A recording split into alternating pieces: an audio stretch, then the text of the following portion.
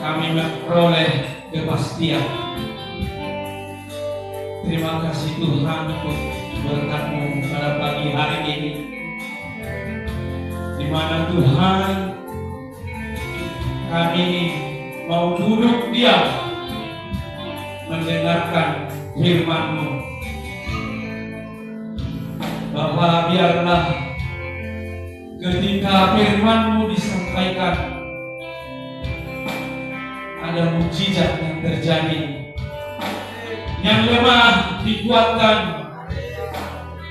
yang sakit disembuhkan. Terima kasih Tuhan, urapi setiap kami yang mendengarkan firman ini. Kami sambut firman-Mu di dalam nama Tuhan Yesus Kristus. Kami berdoa. Amin.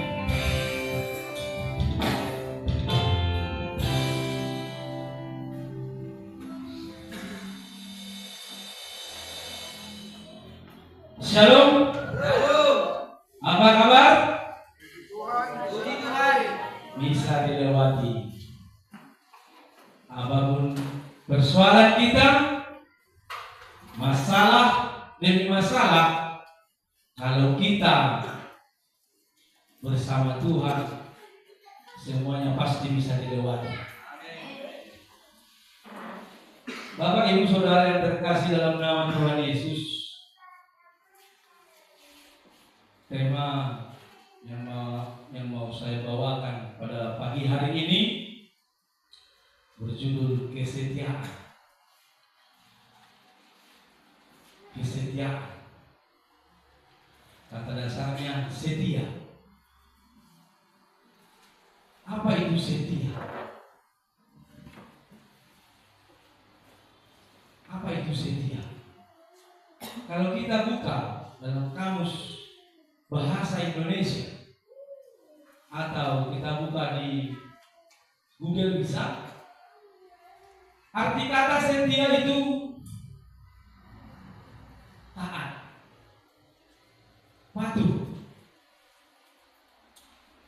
Atau kata sesuatu itu melakukan sesuatu berulang-ulang dengan porsi yang tetap sama atau bertambah. Itu arti kata setia.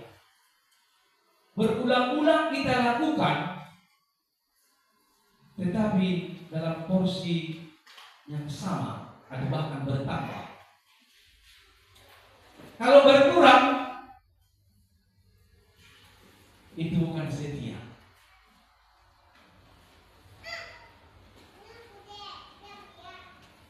Kita baca dulu dalam Ulangan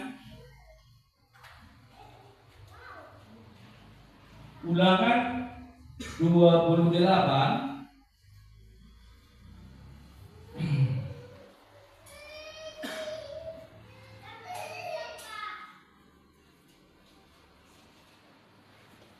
ayat 13 sampai dengan 14.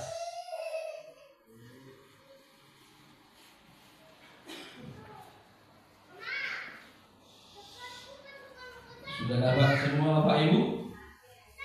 Jangan hanya amin. Mudah-mudahan sudah dapat. Baik, sama-sama kita membaca dalam hitungan yang ketiga, 2, 3. Tuhan akan mengangkat engkau Menjadi kepala dan bukan menjadi ekor. Engkau akan tetap naik dan bukan turun. Apabila engkau mendengarkan perintah Tuhan Allahmu yang kusampaikan pada hari ini, kau lakukan dengan setia. Dan apabila engkau tidak menyimpang ke kanan atau ke kiri dari segala perintah yang kuberikan kepadamu pada hari ini, dengan mengikuti Allah lain dan beribadah kepadanya. Puji Tuhan. Alkitab berjanji bahwa hari esok saudara akan lebih baik dari hari ini. Karena apa? Karena hidupmu akan naik. Artinya hari esok akan lebih cerah dari hari ini. Engkau akan menjadi kepala, itu kata Alkitab. Tetapi persyaratannya adalah kalau saudara hidup setia. Kalau saudara hidup setia, Tuhan berjanji engkau akan menjadi kepala, bukan menjadi ekor.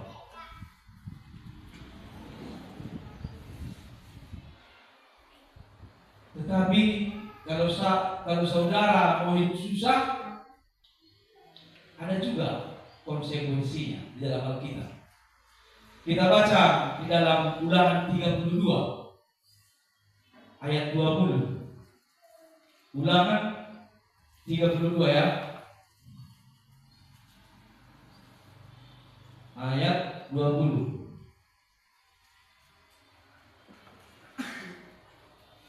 Nah, ini dia. Kalau saudara mau hidup susah, baca ini Ulangan 32 ayat 20. Mari sama-sama kita membaca dalam hitungan yang ketiga. 2, 3.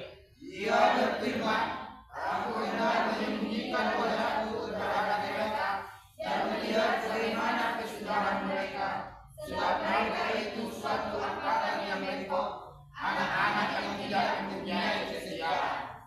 Nah, itu dia. Ia berfirman, aku hendak menyembunyikan wajahku terhadap mereka dan melihat bagaimana kesudahan mereka, sebab mereka itu suatu angkatan yang bengkok. Bukan kakinya yang bengkok atau tangannya yang bengkok, tetapi hatinya yang bengkok.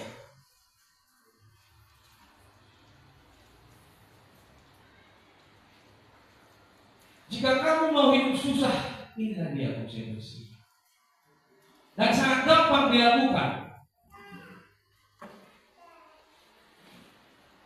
Jangan setia sama orang tua kalau udah muda. Jangan setia pada gereja. Jangan setia pada istrimu. Jangan setia pada suamimu.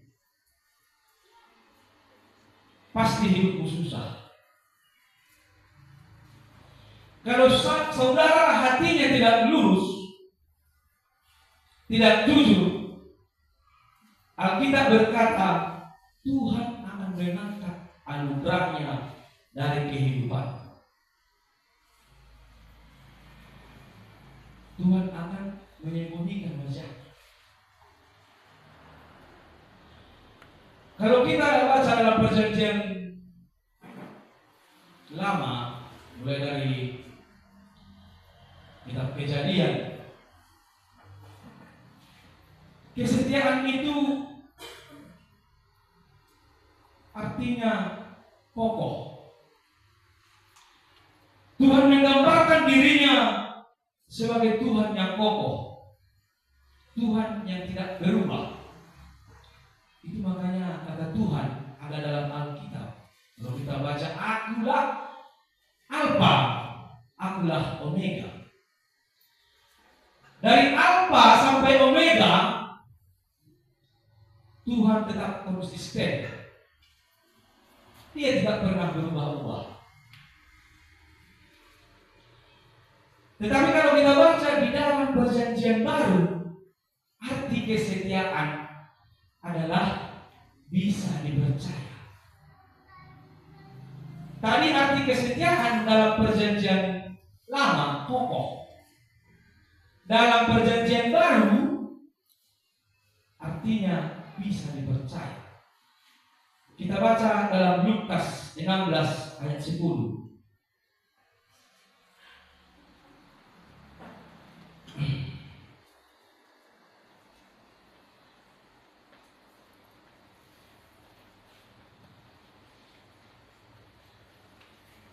Lukas 16 ayat 10. Baik, sama-sama kita membaca lagi. 1, 2, 3. Barang siapa setia dalam perkara-perkara kecil, ia setia juga dalam perkara-perkara besar. Dan barang siapa tidak benar dalam perkara-perkara kecil, ia tidak benar juga dalam perkara-perkara besar. Inilah arti kesetiaan dalam perjanjian baru. Bisa dipercaya, layak dipercaya. Alkitab berkata tadi, kalau engkau setia dalam hal kecil, kau juga akan, atau saudara juga akan dipercaya dalam hal besar. Artinya kalau saudara ingin menuai buah kepercayaan, kalau saudara ingin menuai buah kepercayaan, dipercaya oleh suamimu, dipercaya oleh istrimu, dipercaya oleh, kalau kau kerja oleh atasan, kalau anak sekolah dipercaya oleh gurumu. Saudara harus menabur benih yang bernama kesetiaan. Kalau kita mau dipercaya siapapun, kita harus menabur benih kesetiaan.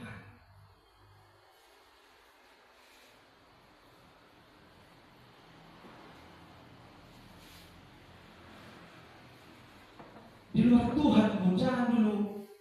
Di luar Tuhan kan dulu.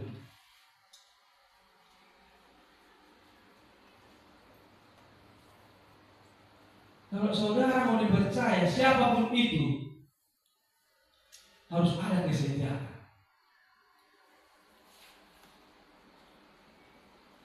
Seorang politisi atau seorang mau caleg dia, kalau mau dipercaya, dia harus menepati janjinya. Waktu caleg dia kan diumbar-umbar itu janjinya. Kalau saya menang, ini akan saya lakukan.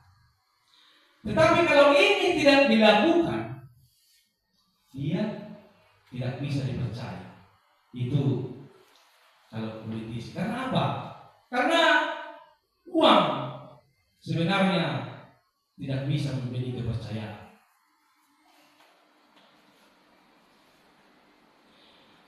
Kalau saudara mau jadi kepala, hidup saudara naik dan bukan turun, atau hidup saudara mau bertambah baik, rumah tangga bertambah maju, bisnis naik, kesetiaanlah yang perlu saudara tahu. Amin.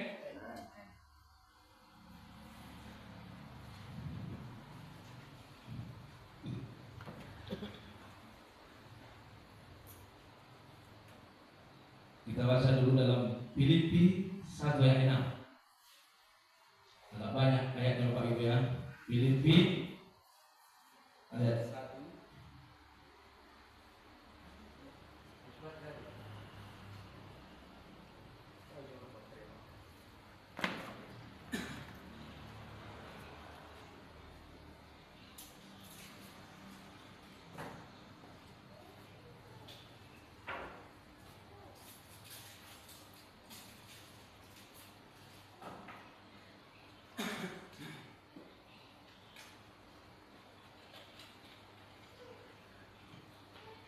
Filipi 1 ayat 6. Sama-sama juga kita membaca. 2, 3.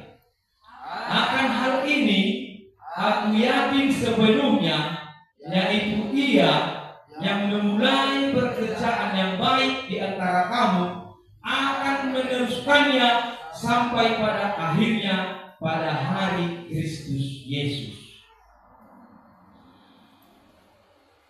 Ada satu hal yang saudara harus tahu, bahwa kesetiaan tidak muncul begitu saja.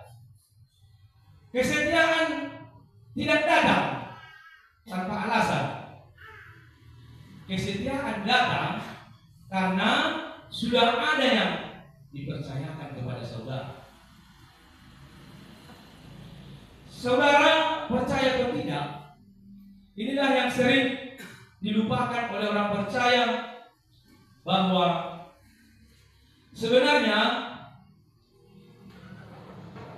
penebusan Yesus Kristus buat kita, penebusan Yesus waktu Yesus mati di kayu salib, sebenarnya bukan hanya memindahkan kita dari kegelapan kepada terang.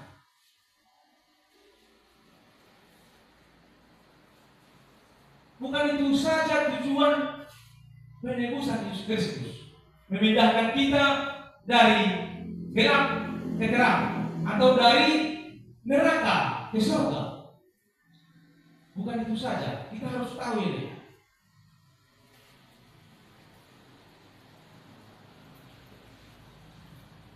Tetapi ada di dalam penebusan itu, ada yang Tuhan kerjakan,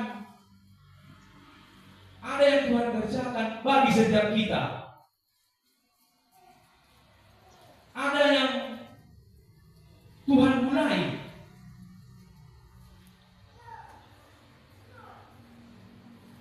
Tuhan yang memulai dalam diri kita. Bukan kita yang memulai.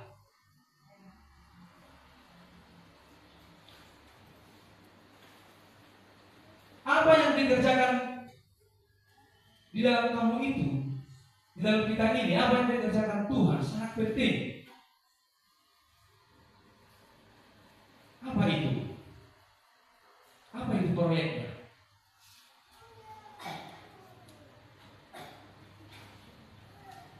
Iman. Kita baca dulu ayat tadi ayat 1 sampai ayat 6 ya, Filipi tadi. Kita baca 3 ayat 3, 4, 5.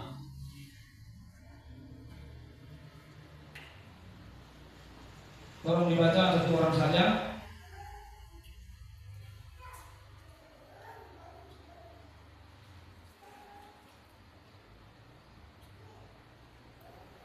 Begini bunyi firman Tuhan, ucapan syukur dan doa. Aku mengucap syukur kepada Allahku setiap kali aku mengingat kamu, dan setiap kali aku berdoa untuk kamu semua. Aku selalu berdoa dengan sukacita.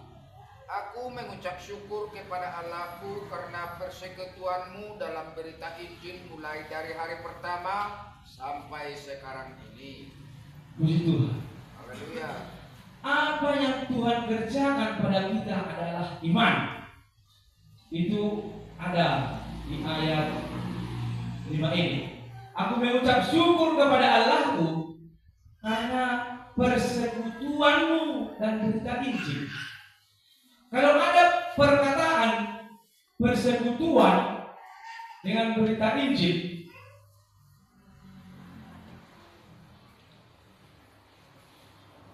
persekutuan dengan berita Injil, ini yang sering tidak dipikirkan banyak orang percaya. Makanya lemah. Sekarang orang tidak memikirkan ini, yaitu persekutuan dan berita Injil. Orang cuma pikir datang ke gereja, dengar khotbah,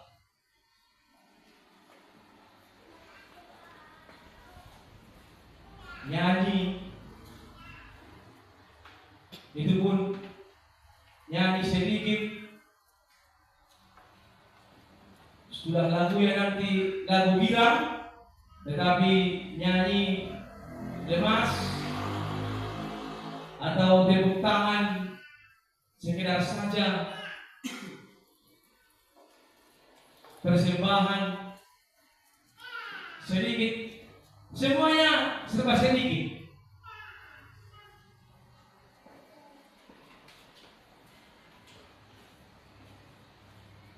Jadi yang mau saya sampaikan,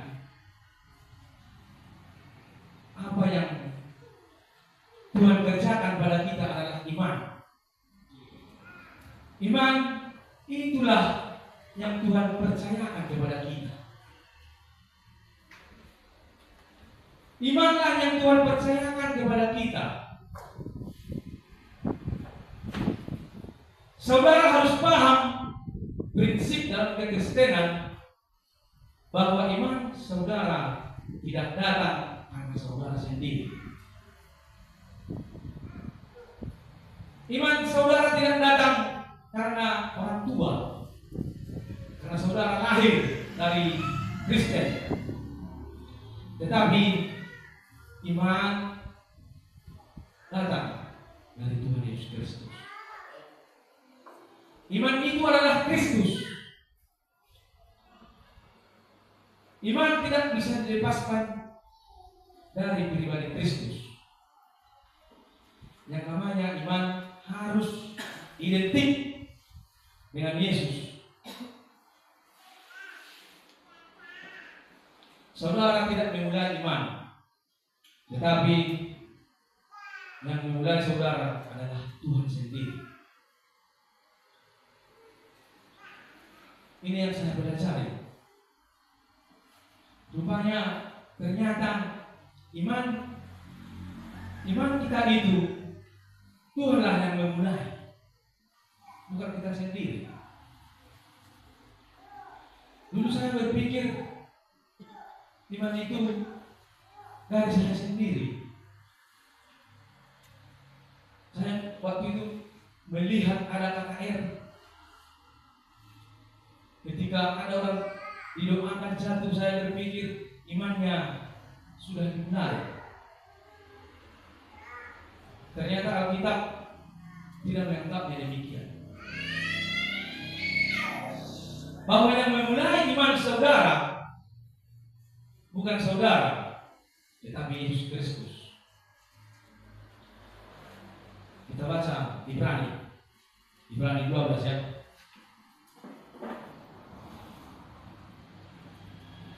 Ibrani 12 ayat 1 sampai 2. Satu orang yang membaca. Nasihat supaya bertekun dalam iman. Karena kita mempunyai banyak saksi, bagaikan awan yang mengelilingi kita, marilah kita menanggalkan semua beban dan dosa yang begitu merintangi kita, dan berlomba dengan tekun dalam perlombaan yang diwajibkan bagi kita. Marilah kita melakukannya dengan mata yang tertuju kepada Yesus, yang memimpin kita dalam iman, dan yang membawa iman kita itu kepada kesempurnaan, yang dengan mengabaikan kehinaan tekun, memikul salib, ganti sukacita yang disediakan bagi Dia yang sekarang duduk di sebelah kanan tahta Allah. Puji Tuhan. Haleluya. Inilah di ayat 2, saya ulangi. Marilah kita melakukannya dengan mata yang tertuju kepada Yesus yang memimpin kita. Yang memimpin kita artinya yang memulai iman kita. Yesuslah yang memimpin, yang memulai iman kita. Bahwa iman pertama kali ada di bumi ini itu karena Yesus.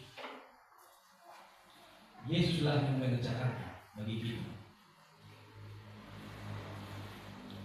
Sebab iman memang karya Yesus yang di dalam kita.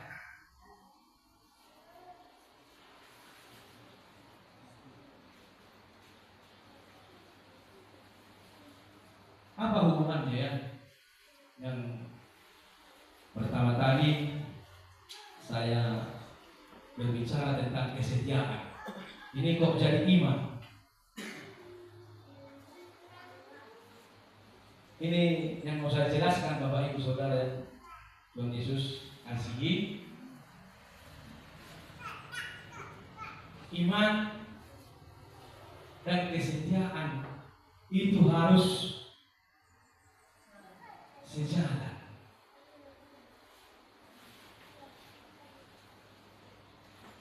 Tidak ada iman, tidak ada kesetiaan. Walaupun dibilang dia setia, kalau tidak ada iman, itu sudah percuma, itu bohong. Ada iman, baru ada kesetiaan. Sebab kesetiaan sama iman itu seperti mata uang. Contoh mata uang 100.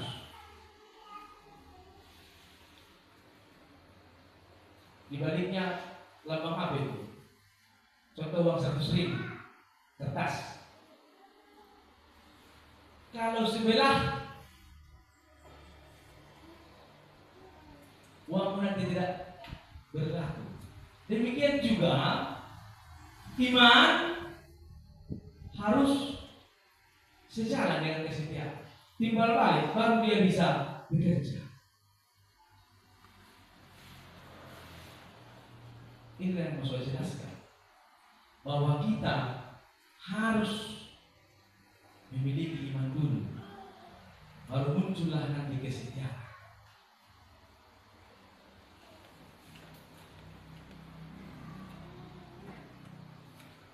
Saya mau bertanya kepada saudara, adakah iman? Adakah iman di dalam diri saudara? Ada. Amin. Amen. Sebab iman dan kesetiaan selalu berjalan bersama. Begitu iman ada, kesetiaan ada. Dalam kesetiaan ada 3 aspek.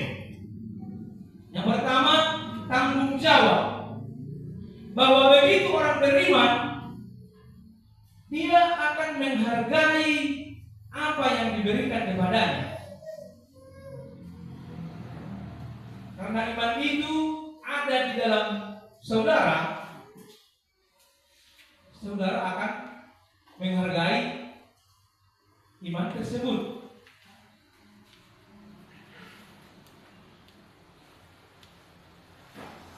Tetapi iman yang tidak bertumbuh adalah tanda ketidaksetiaan.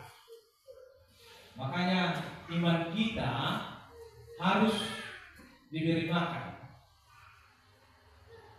Iman kita harus diberi makan. Jangan hanya daging kita yang diberi makan. Nanti iman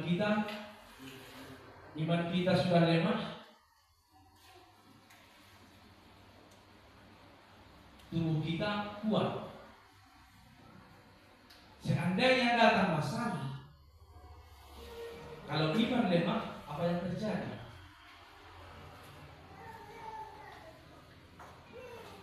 Tidak akan tahan, goyah.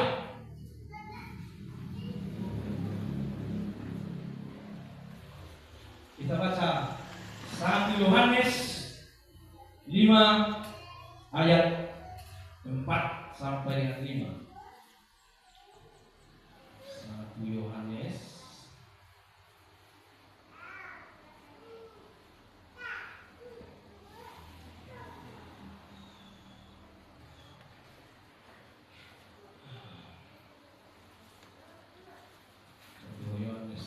5. Baik, mudah-mudahan bersama. Tolong berdiri dulu kalian, mudah-mudahan agar nampak semangat kembali. 2, 3. Sebab semua yang lahir dari Allah mengalahkan dunia, dan inilah kemenangan yang mengalahkan dunia, iman kita. Ayat 5. Siapakah yang mengalahkan dunia selain daripada dia yang percaya bahwa Yesus adalah anak Allah? Puji Tuhan. Yang membawa kemenangan di dunia ini adalah iman. Sebab semua yang lahir dari Allah mengalahkan dunia, dan inilah kemenangan yang mengalahkan dunia ini. Apa? Iman kita.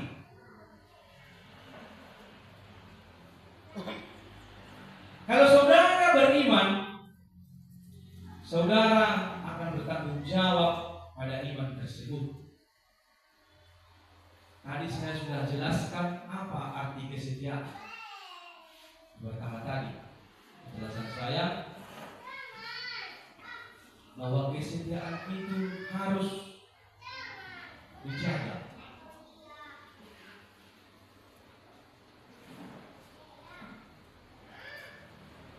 Arti kesetiaan tadi sesuatu hal yang dilakukan berulang-ulang dalam porsi yang sama, tidak boleh berkurang. Kalau berkurang, tidak setia.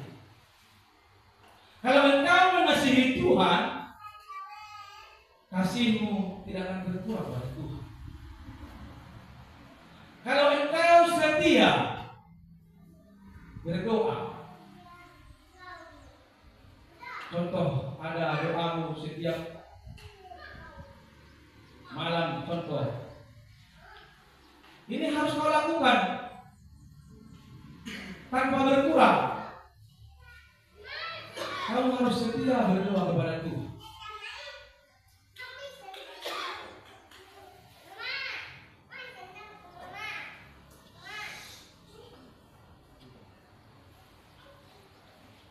Yang pertama tadi aspek kesetiaan itu tanggung jawab.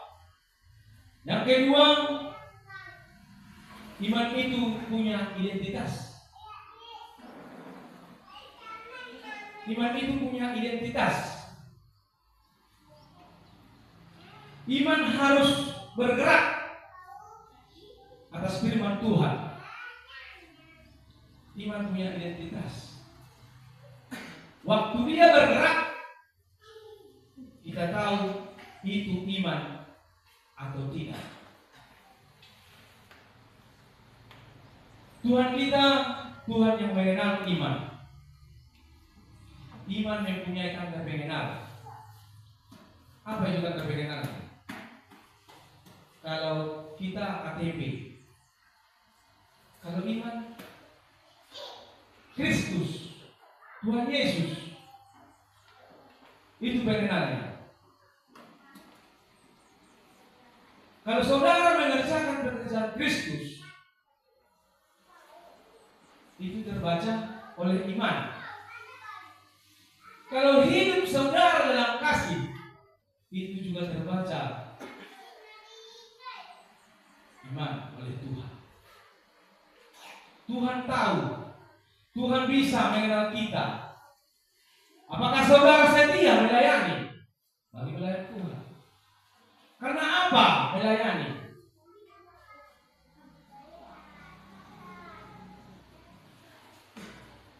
Ada orang yang tidak bergerak dengan iman.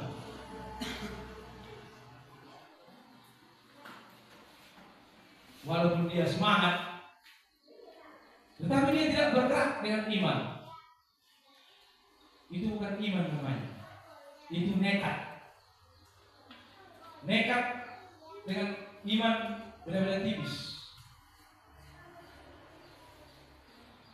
Nekat itu seperti Tuhan bilang A, yang dikerjakan B, tetapi tetap semangat.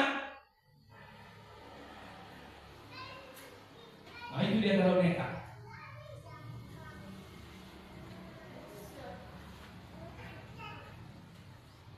Yang Tuhan bilang ini, yang dilakukan itu. Nah, itu kalau nekat.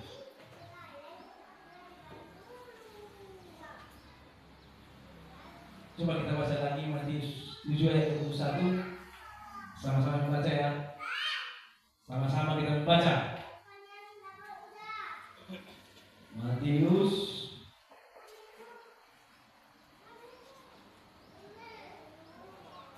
7 ayat 21 sampai dengan 23. Sudah dapat semua Bapak Ibu? Oke, 2, 3. Bukan setiap orang yang berseru kepadaku, Tuhan, Tuhan, akan masuk ke dalam kerajaan surga, melainkan dia yang melakukan kehendak Bapa-Ku yang di surga. Pada hari terakhir, banyak orang akan berseru kepadaku, Tuhan, Tuhan, bukankah kami bernubuat demi nama-Mu dan mengusir setan demi nama-Mu dan mengadakan banyak mukjizat demi nama-Mu juga? Pada waktu itulah aku akan berterus terang kepada mereka dan berkata, aku tidak pernah mengenal kamu, enyahlah daripadaku, kamu sekalian pembuat kejahatan. Inilah yang saya maksud nekat. Banyak orang bergerak tanpa firman Tuhan.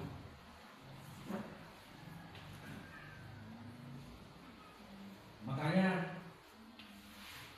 ayat ini ngeri-ngeri sedap kalau saya baca. Bukan setiap orang yang berseru kepada Tuhan, Tuhan akan masuk ke dalam kerajaan surga, melainkan dia yang melakukan kehendak Bapa-Ku yang di surga.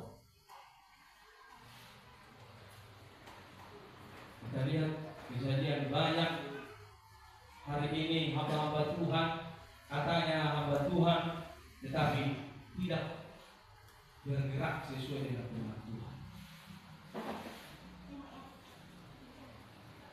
Sebab identitas iman itu kelihatan pada diri kita, pada tindakan kita, perkataan kita. Kita tidak bisa bilang kita Kristen, tetapi kemudian identitas kita menyangkali hal tersebut. pertama tadi aspek kesetiaan, tanggung jawab. Yang kedua tadi iman, punya identitas. Dan aspek yang ketiga, iman itu harus ada pertumbuhan atau pengembangan.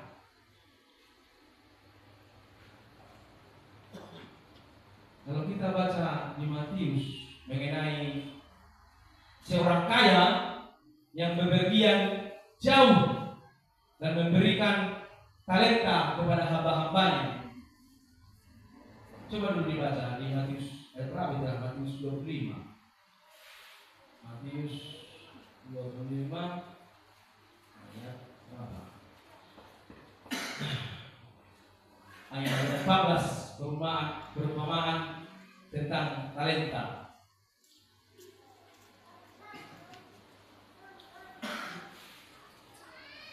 Ada yang diberikan 5 talenta, ada yang diberikan 2 talenta, ada yang diberikan 1 talenta.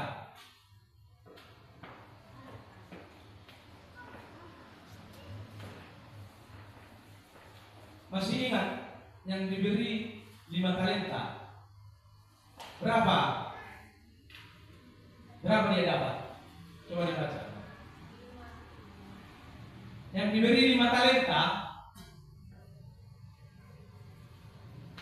berapa dia dapat?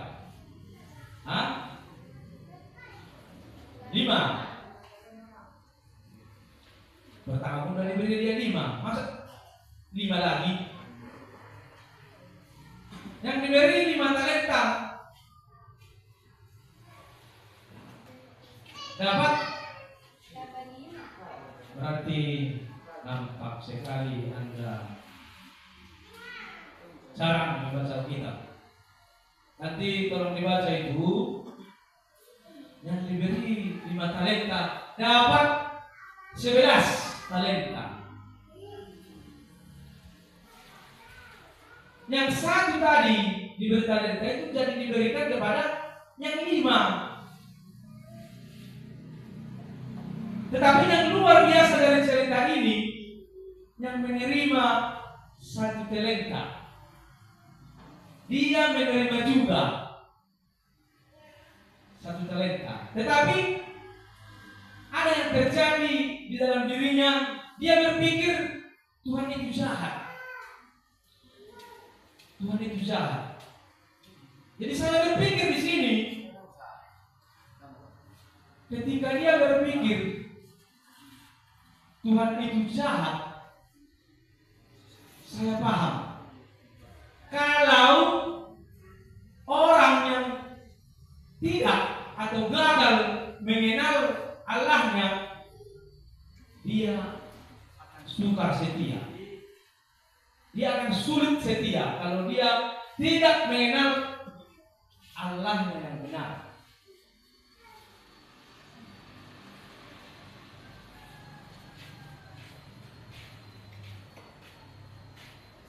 Makanya salah satu ciri orang yang setia, dia akan bertumbuh dalam pengenalan akan Allah. Yang menerima 1 talenta tadi, makanya disimpannya, tidak bertambah, tidak berkembang, karena dia berpikir Tuhannya itu jahat. Dia tidak mengenal Tuhannya, makanya dia tidak berkembang. Jadi kita pun harus mengenal siapa Tuhan kita, agar bertumbuh kita. Saya mau tanya, apakah engkau bertumbuh dalam pengenalan akan Allah? Apakah saudara bertumbuh?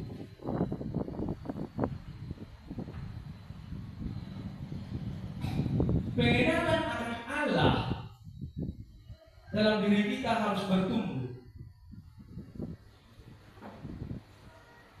supaya reaksi Reaksi kita tidak salah pada keadaan kita. Banyak orang salah ketika keadaan tidak baik, ketika ekonominya di bawah, ketika ada persoalan, ketika ada masalah. Salah reaksinya. Karena apa? Karena tidak mengenal Allah dengan benar. Kalau saudara mengenal Allah dengan benar, reaksi terhadap masalah, terhadap badai apapun, itu akan berbeda. Akan berbeda reaksi kita untuk menjalani masalah ini.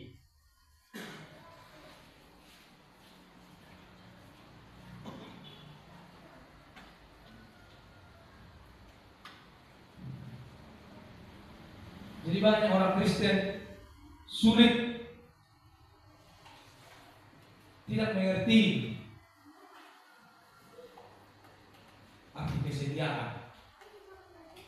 Kesetiaan hanya dipikir rajin ke gereja setiap minggu, rajin berdoa makan. Itu kesetiaan menurut banyak orang Kristen. Tetapi yang Alkitab ajarkan, kita harus mengembangkan apa yang ada Tuhan percayakan, yaitu iman. Kita harus mengembangkan ini yang Tuhan percayakan kepada kita. Kesetiaan sama dengan pertumbuhan. Kalau saudara tidak bertumbuh,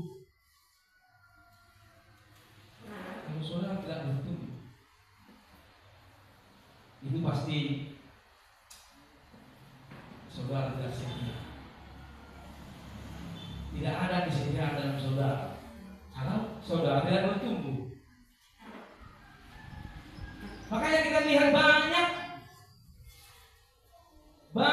orang Kristen tiap minggu dia ke gereja, tidak pernah absen, atau mulai dari muda dia sudah ke gereja sampai tua, tetapi tidak ada perubahan dalam hidupnya.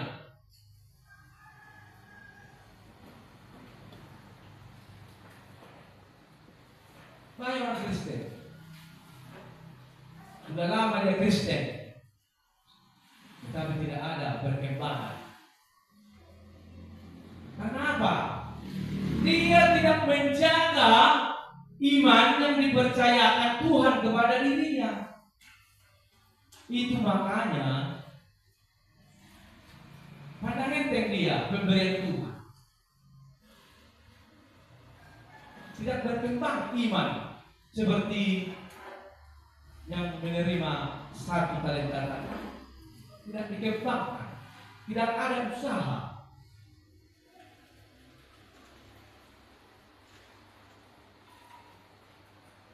Kenapa kesetiaan itu penting? Karena kesetiaan adalah unsur yang paling penting dan kuat dalam memenangkan peperangan. Karena saat ini, walaupun kita hidup seperti ini, kita sedang berperang, Bapak Ibu. Kuasa-kuasa kegelapan.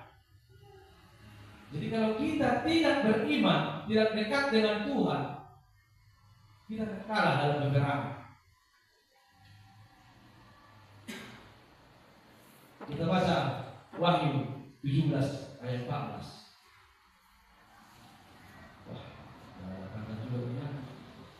Wahyu 17 ayat 14. Nah, mari mudah-mudi. 2 sudah dapat? Amin. 2, 3. Mereka akan berperang melawan anak domba, tetapi anak domba akan mengalahkan mereka, karena ia adalah Tuhan di atas segala Tuhan dan Raja di atas segala raja. Mereka bersama-sama dengan dia juga akan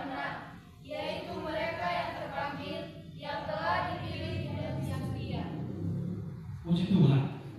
Yaitu mereka yang terpanggil, yang telah dipilih dan yang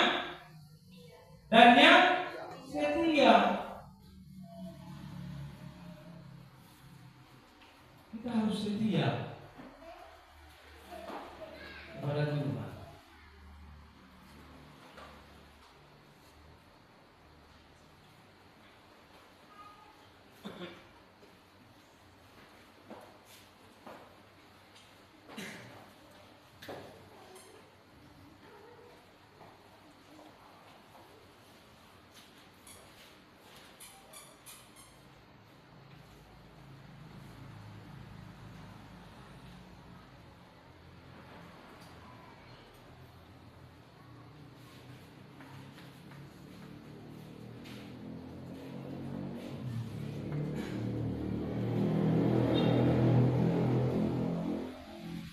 Terakhir ya, kesetiaan menghasilkan mahkota kehidupan yang kekal.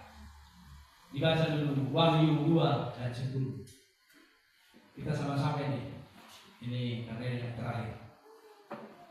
Kesetiaan menghasilkan mahkota kehidupan yang kekal. Wahyu 2 ayat 10.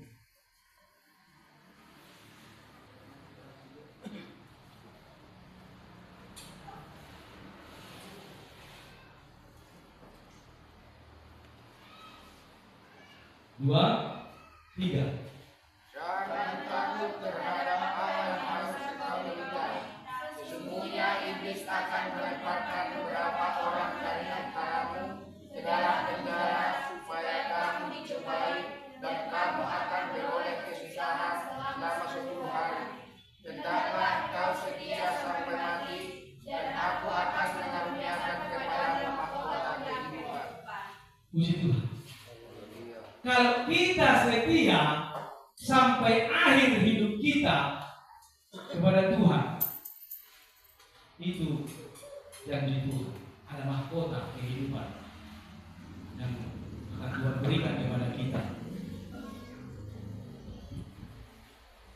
Marilah kita setia kepada Tuhan. Mari kembangkan apa yang dipercayakan Tuhan kepadamu. Bertobatlah kita dari hal-hal yang tidak berkenan di hadapan Tuhan.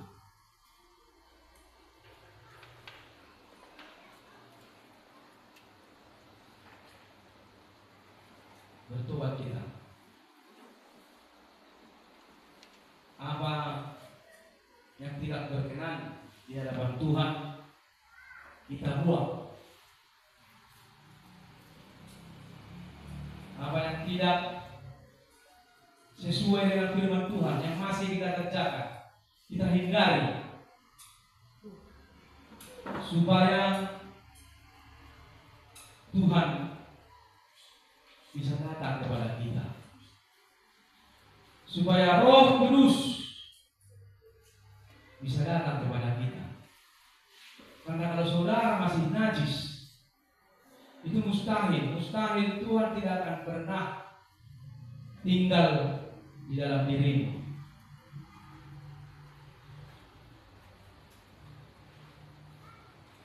Tidak ada apapun yang dapat menghalangi Tuhan datang kepadamu.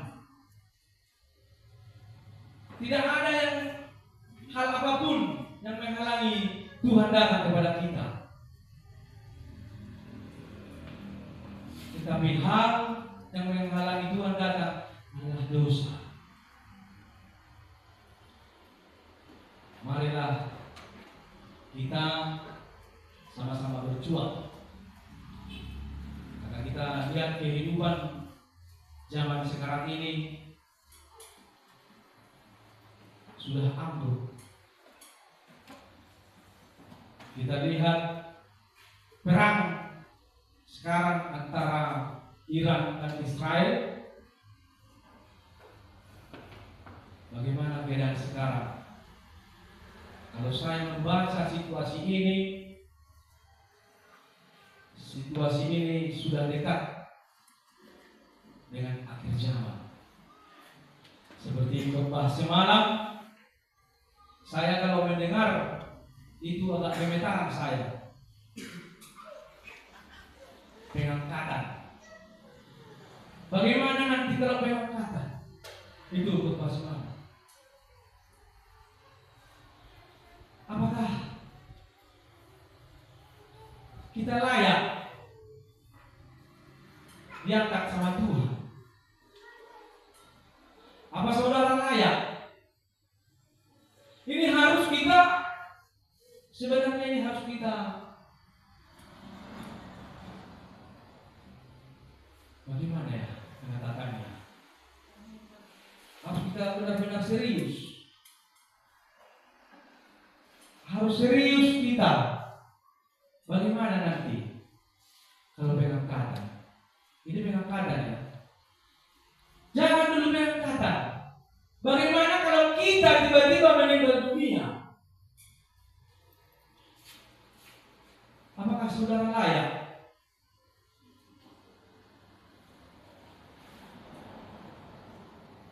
Tuhan sudah melayani aku. Seperti yang tadi di Matius berapa tadi? Saya sudah melayani Engkau Tuhan.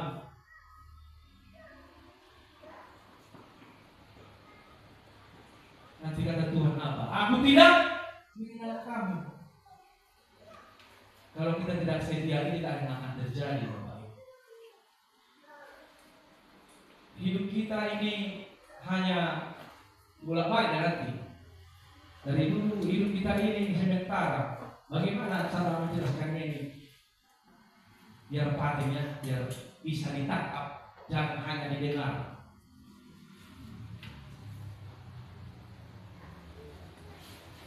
Hidup ini seperti khotbah semalam, seperti rumput yang sekejap kembang.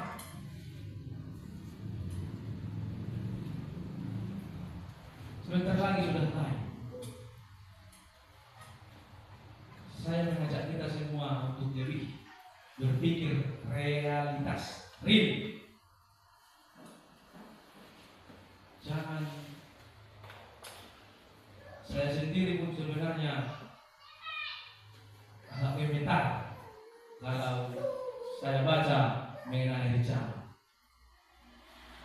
Saya pun kadang berpikir kalau seandainya Tuhan datang hari ini, saya juga ragu. Terus terang, karena saya tahu siapa diri saya.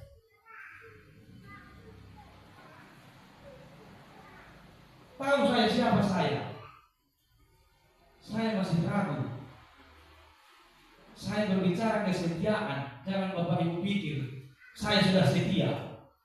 Kesetiaan saya sudah 100%. Saya juga belum setia. Tetapi saya mau belajar setia. Mari kita belajar bersama setia kepada Tuhan. Kalau saya melihat diri saya, makanya saya bilang saya tidak setia, saya belum setia. Masih banyak hal-hal yang harus saya buang, tetapi susah. Makanya sering saya katakan, bertobat itu sangat susah. Saya selalu berusaha kalau pagi-pagi hidup saya berdoa, Tuhan, hari ini saya mau hidup kudus, tak bercacat, tak bercela. Itu doa saya kalau saya bangun pagi. Tetapi nanti kalau ada masalah,